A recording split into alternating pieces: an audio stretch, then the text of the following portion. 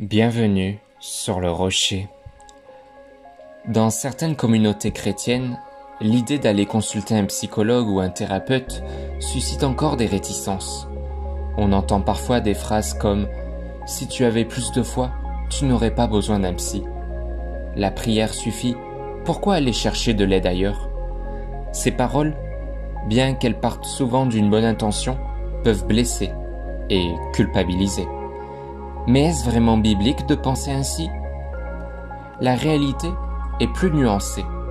La Bible ne parle pas directement de la psychologie moderne, mais elle nous donne de précieuses clés pour comprendre la place de l'accompagnement humain dans notre cheminement spirituel.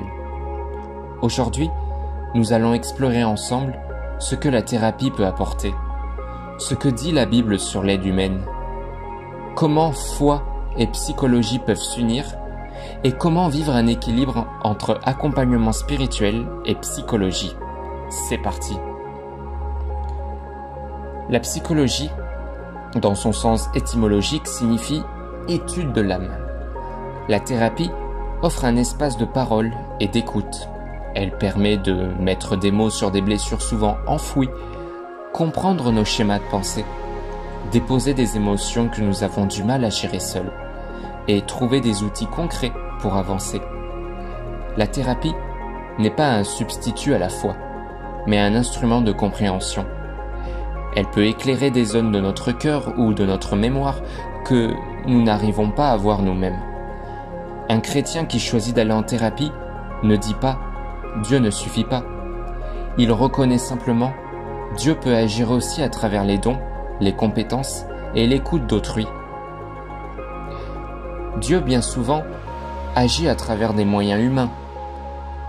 Prenons l'exemple de Luc, auteur de l'Évangile et des Actes. Il était médecin, il soignait les corps, et pourtant, il était disciple de Jésus-Christ. Si Dieu permettait à un médecin d'aider à guérir les blessures physiques, pourquoi n'utiliserait-il pas aussi les thérapeutes pour aider à guérir les blessures intérieures? Proverbe chapitre 11 au verset 14 nous dit « Quand la direction fait défaut, le peuple tombe, mais le salut est dans le grand nombre de conseillers. » Cela nous montre que chercher du conseil, de l'accompagnement, n'est pas une faiblesse de foi, mais un signe d'humilité. Dieu nous encourage à ne pas rester seuls, mais à chercher l'aide des personnes sages et compétentes.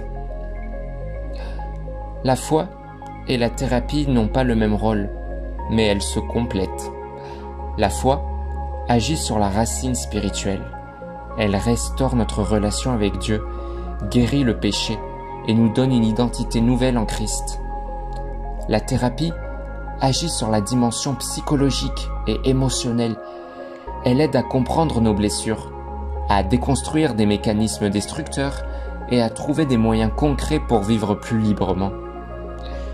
Jésus lui-même montrait cette double attention. Il guérissait les corps, mais aussi les cœurs. Il écoutait les détresses. Il posait des questions. Il accueillait les larmes. Aller en thérapie, ce n'est donc pas renier la foi, mais marcher dans les pas de Jésus. Chercher une guérison complète, corps, âme et esprit. Alors, comment un chrétien peut-il vivre cet équilibre entre foi et thérapie? La première, ne pas opposer foi et thérapie. Comprendre que ce sont des langages complémentaires. La foi donne le sens ultime, la thérapie apporte des outils. Considérez la thérapie comme un soutien, pas comme un remplacement de Dieu. Dieu reste la source de guérison, mais il utilise parfois des intermédiaires. Priez pour être guidé. Demande au Saint-Esprit de te conduire vers les bons thérapeutes, alignés avec des valeurs de respect, d'écoute et de vérité. Recevoir la thérapie comme une grâce. Ne pas voir cela comme un manque de foi, mais comme une prolongation de l'œuvre de Dieu dans nos vies. De la même façon qu'on peut consulter un médecin pour soigner une fracture, on peut consulter un psychologue pour soigner une blessure intérieure. Prions ensemble. Seigneur, merci parce que tu es le Dieu qui guérit corps, âme et esprit. Je t'apporte mes blessures intérieures, mes pensées troublées, mes émotions parfois lourdes. Merci, parce que tu mets sur mon chemin des personnes qui peuvent m'aider à avancer. Donne-moi l'humilité de demander de l'aide quand j'en ai besoin, et la sagesse de discerner ce qui vient de toi. Que ma guérison soit complète dans ma relation avec toi, mais aussi dans mes relations avec moi-même et avec les autres. Au nom de Jésus-Christ. Amen. Alors, peut-on être chrétien et aller en thérapie? La réponse est oui. La foi et la thérapie ne sont pas ennemis, mais alliés. La foi nous donne une espérance, une identité et une guérison profonde. La thérapie nous offre des outils pour mieux comprendre et gérer nos émotions, nos blessures et nos comportements. Dieu peut et veut utiliser des hommes et des femmes compétents pour nous accompagner. Ta foi ne diminue pas parce que tu demandes de l'aide. Elle se manifeste justement dans l'humilité de reconnaître que tu as besoin d'être accompagné.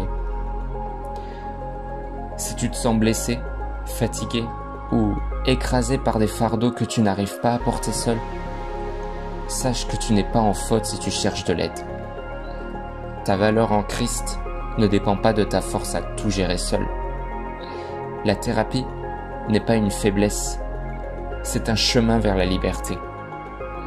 Et la foi en Christ donne le sens ultime à ce chemin, une vie transformée par l'amour de Dieu. N'hésite pas à t'abonner pour plus de méditations bibliques. À demain.